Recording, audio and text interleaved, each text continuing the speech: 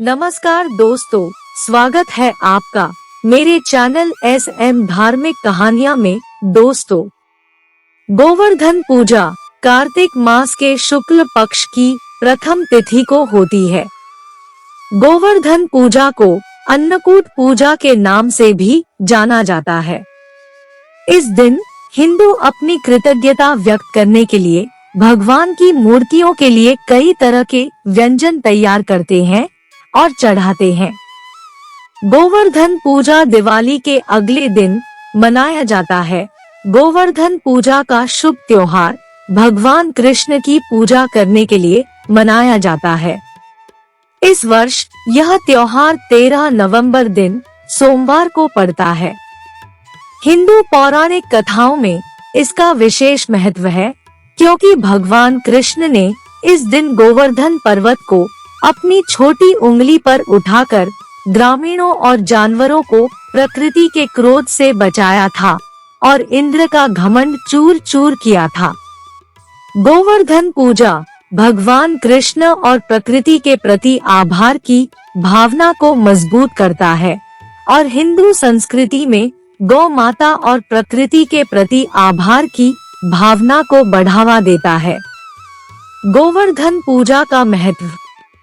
हिंदू पौराणिक कथाओं के अनुसार एक बार भगवान कृष्ण ने अपने पिता नंद महाराज से पूछा कि ब्रज के लोग भगवान इंद्र की पूजा क्यों करते हैं। उनके पिता ने उत्तर दिया कि वे इंद्र की पूजा इसलिए करते हैं ताकि उन्हें वर्षा का आशीर्वाद मिले और उन पर अपनी कृपा बरसाए, ताकि उनकी फसलें और पशुधन में बढ़ोतरी हो। हालांकि भगवान कृष्ण इस उत्तर से संतुष्ट नहीं थे और यह कई वर्षों से ऐसी पूजा इंद्र की होती आई है। लोगों का मानना था कि अगर वे इस पूजा को नहीं करेंगे तो इंद्र देव नाराज हो जाएंगी और बारिश नहीं होगी, जिससे अनाज और चारे की कमी हो जाएगी। भगवान कृष्ण ने सभी से आंख बंद करके इस अनुष्ठान का पालन न करने के लिए कहा। भगवान कृष्ण ने उन्हें समझाया कि यह गोवर्धन पर्वत है, न कि भगवान इंद्र, जो बारिश लाने में मदद करते हैं, और इसलिए उन्हें गोवर्धन की पूजा करनी चाहिए। लोगों ने आश्वस्त होकर गोवर्धन पर्वत की पूजा करना शुरू कर दी। इंद्र ने अपना गुस्सा वृंदावन के ग्रामीणों पर निकालना शुरू कर दिया और उन्होंने वृंदावन में बारिश और गरज के साथ तबाही मचाने वाले समावर्तक बादलों को बुलाया। ब्रज में जोर से बारिश होने लगी और बाढ़ आ गई। ब्रज के लोगों ने मदद के लिए भगवान कृष्ण की ओर रुख किया। फिर भगवान कृष्ण ने गोवर्धन पर्वत को अपनी छोटी उंगली पर उठा लिया और ब्रज के लोगों ने भूख और प्यास से अप्रभावित 7 दिनों तक इसके नीचे शरण ली। मेघ बरसते रहे पर ब्रज का कुछ भी नहीं बिगड़ पाए। भगवान कृष्ण के भक्त उन्हें सम्मान देने के लिए इस दिन उनकी पूजा करते हैं। वे भगवान को भोजन का एक पर्वत बनाते हैं और उन्हें प्रदान करते हैं। यही कारण है कि इस पूजा में भोजन एक महत्वपूर्ण भूमिका निभाता है। इसके अलावा भगवान कृष्ण के उपासक भजन कीर्तन करते हैं और शाम को अपने घरों में दिए जलाते हैं। गोवर्धन पूजा को उस दिन के रूप में मनाया जाता है जब भगवान कृष्ण ने भगवान इंद्र को हराया था।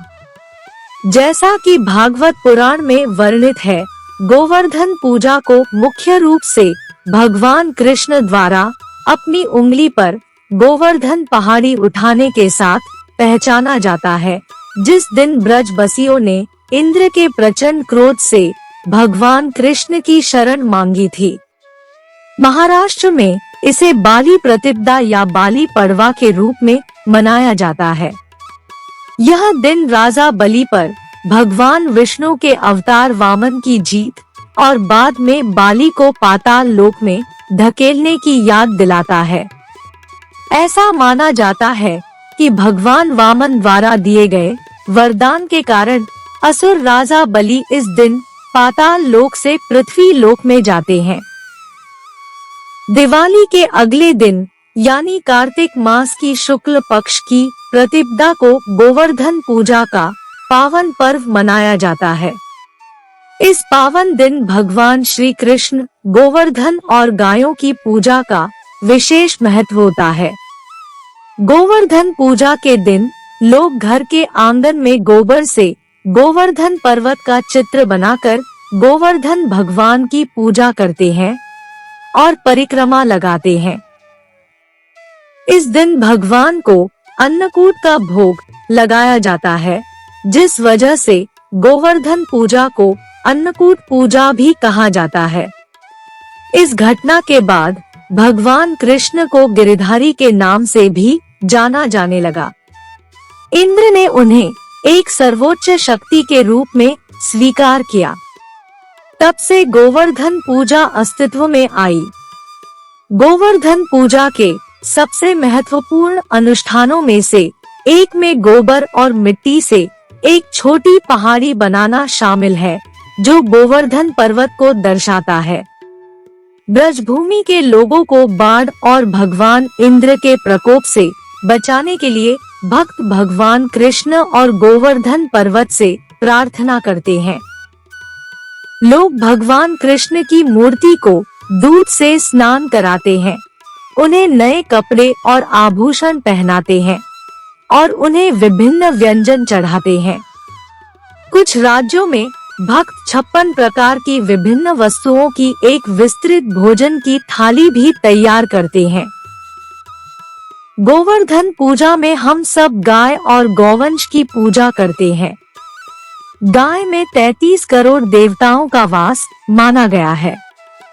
गोवर्धन पूजा इसलिए भी महत्वपूर्ण है क्योंकि यह प्राकृतिक संसाधनों के संरक्षण का संदेश फैलाती है।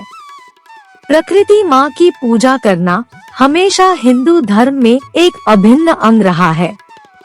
पर्वत पूजा के पीछे का मुख्य उद्देश्य हमेशा से ही अतुल्य और अमूल्य प्राकृतिक संसाधनों का संरक्षण रहा है। दोस्तों, कमेंट करके बताएं कि आपको हमारी यह प्रस्तुति कैसी लगी। पसंद आई तो इसे लाइक और शेयर करें तथा चैनल को सब्सक्राइब करके मेरा मनोबल बढ़ाएं। नमस्कार। हरे कृष्णा। भगवान विष्णु की जय हो। जय लक्ष्मी माता।